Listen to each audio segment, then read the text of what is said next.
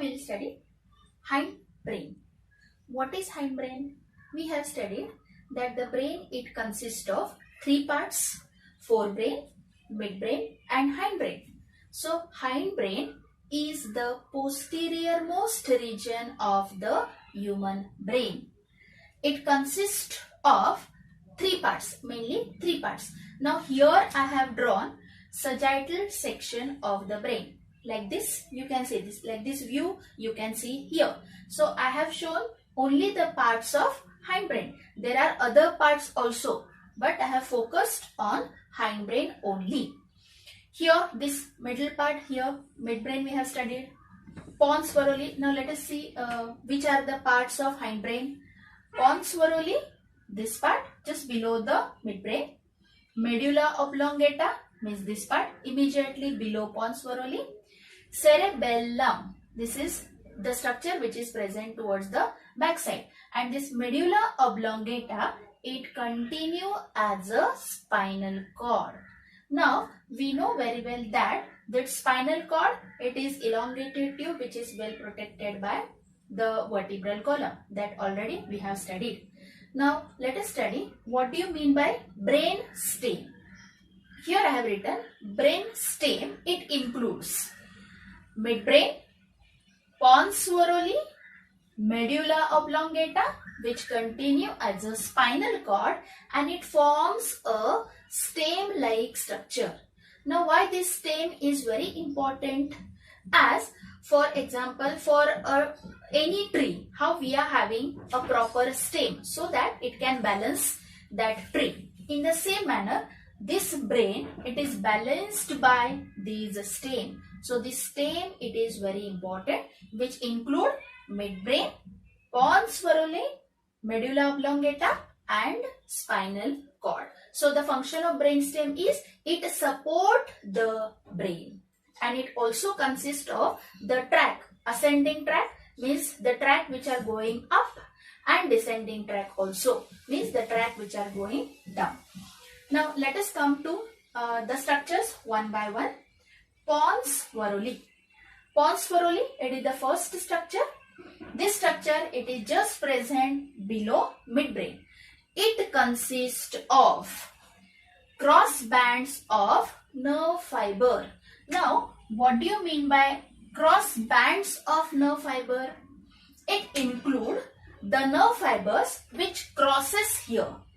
Now, the importance of this crossing is our right side of the brain, it control our left organ, and the left side of the brain, it control our right side of the body parts. Okay. Now, cerebellum. Cerebellum, this is the second structure. It is the second largest part of the human brain. It is also called as a small brain also. Now, in case of forebrain, we have studied cerebrum, and this structure is cerebellum. So, we are supposed to remember cerebrum present in the forebrain, and cerebellum, it is present in the hindbrain. It consists of three parts. Now, which are the three parts? Left cerebellar hemisphere, the middle part is called as vermis, and right cerebellar hemisphere. Now here you can see only one part, but if I draw the front view of the brain, then you can see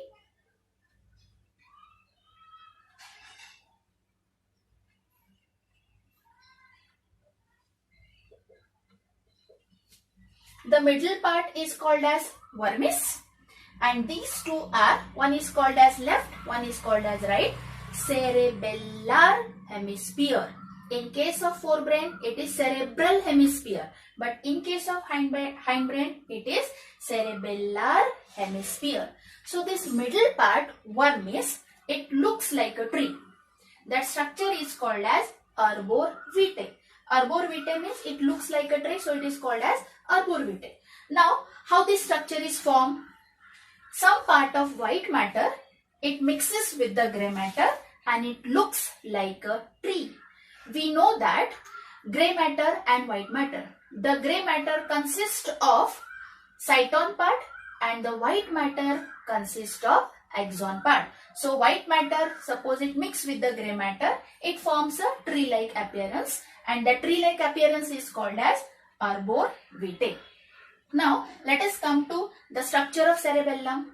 This cerebellum, it consists of, now how in case of cerebrum, you have studied that the cerebrum is having, here you can see cerebrum is having so many convolutions like this. The elevated parts are called as gyri and the depressions are called as sulci.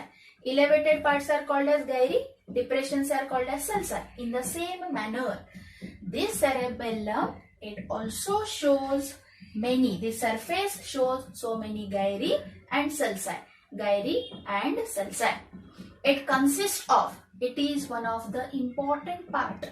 It consists of 30 million neurons present in the cortex. Cortex means outer side. 30 million neurons are present. These neurons, they are bundled. They are bundled in 3 pairs of myelinated nerve fibers. Now myelinated nerve fibers means the fibers which is having myelin sheath. The fatty covering, if it is present around neuron, it is called as myelinated nerve fiber. So here these neurons, they are form bundles. Bundles means they form a group. It is called as bundle. And these bundles, they are called as cerebellar peduncle. You have studied cerebral peduncle in forebrain, but here it is called as cerebellar peduncle. Now these peduncles like this, bundles. These bundles, where exactly they are present? They are present here. And these bundles, they are connected to the forebrain, midbrain with the hindbrain. So it is one of the important structure of the brain, no doubt. Now let us study the function of cerebellum. As it is one of the important, very important organ, it maintains our equilibrium. It also maintains our posture, our balance also, and along with it maintain or it control our walking, it also control our running, and it also control our speaking. So this is all about the parts of the hindbrain, pons varolii and cerebellum. Now we'll study medulla oblongata. Now we'll study medulla oblongata, which is the part of hindbrain. What is medulla oblongata? Medulla oblongata, it is one of the part of hindbrain. This is diagrammatic representation of medulla oblongata. It is a conical part. It is somewhat triangular in shape, approximately 3 cm long and 1 to 1.5 cm broad. The outer part of medulla oblongata is called as cortex, which is made up of white matter, and the inner part is called as medulla, which is made up of grey matter. Grey matter means cytons are present, white matter means axons are present. Now this medulla oblongata, it includes the 4th ventricle, which is also called as metacele. This 4th ventricle, it is connected to the anterior side of 3rd ventricle with the help of passage, which is called as iter, that already we have studied. This 4th ventricle, it is having a roof-like structure, the upper part. That roof is called as posterior choroid plexus. Now, posterior choroid plexus means what? We have studied anterior choroid plexus, which is present at the roof of diencephalon. This is posterior choroid plexus. It is a network of blood capillaries along with some special ependymal cells which secrete a fluid called as cerebrospinal fluid. Now this cerebrospinal fluid, it is secreted in this cavity through the openings. These openings are, there are total 3 openings. 2 are called as lateral openings and 1 is the central opening. The 2 openings are called as lateral foramen. Foramen means opening. Lateral foramen of Luschka. The middle one is foramen of Magendie, and again that side lateral foramen of Luschka. It means here total 3 openings are present through which that cerebrospinal fluid, it comes in the 4th ventricle. We know very well what is the function of cerebrospinal fluid. It acts as a cushion-like structure around the brain, and it also protects our brain from mechanical injury that we have studied. Now let us study the function of medulla oblongata. It controls all vital functions. Now what do you mean by vital? The meaning of vital means important. This medulla oblongata control the functions like heartbeat, respiration, vasomotor activities. Now here vaso means blood vessel and motor means movement. The blood vessel's diameter, it increases as well as it decreases, which control the blood pressure also. And it also control peristalsis. What is peristalsis?